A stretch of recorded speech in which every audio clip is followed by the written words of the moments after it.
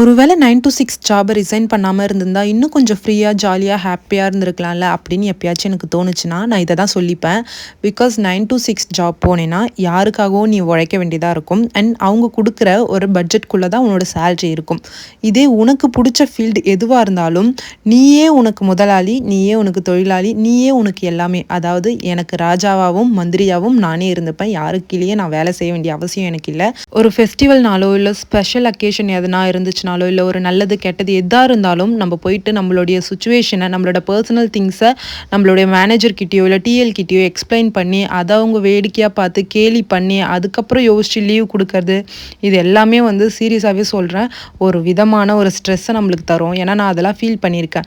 ஒரு கெட்டதுக்கு கூட நம்மளோட ஃபேமிலி சுச்சுவேஷன் நம்மளோட பர்சனல் திங்ஸ் எல்லாத்தையும் அவங்கக்கிட்ட எக்ஸ்பிளைன் பண்ணி அதுக்கப்புறம் அவங்க லீவ் கொடுத்தப்பா இந்த வாழ்க்கை 2.5 இயர்ஸாக நான் வாழ்ந்துட்டேன். ஸோ அதுக்கு மேலே எனக்கு தேவையில்லை, எனக்கு வேண்டவே வேண்டாம், எதுவாக இருந்தாலும் நானே பார்த்துக்கிறேன்னு சொல்லிட்டு தான் நான் அந்த ஜாபை குவிட் பண்ணிட்டு எனக்கு இந்த ஃபீல்டே போதுன்ட்டு இதுக்குள்ளே வந்தேன்.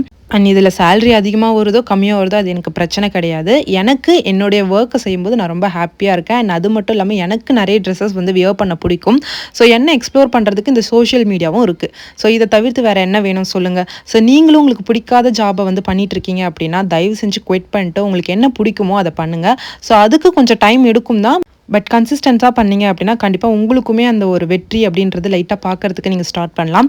ஸோ இன்றைக்கி விலாகை நீங்கள் ஸ்டார்டிங்லேருந்து பார்த்துருப்பீங்க. ஸோ ஒரு ட்ரெஸ் தான் கஸ்டமைஸ் பண்ணுறதுக்காக மார்னிங் எழுந்திரிச்சு லைனிங்லாம் வாங்கிட்டு அண்ட் அதை கட் பண்ணி ஸ்டிச் பண்ணிட்டு இருந்தேன். ஸோ ஈவினிங் போல் இந்த பிளாக் ட்ரெஸ்ஸை ஷூட் பண்ணோம் அப்படின்னு சொல்லிட்டு ரொம்ப நாளாக நினச்சிட்டு இருந்தேன்.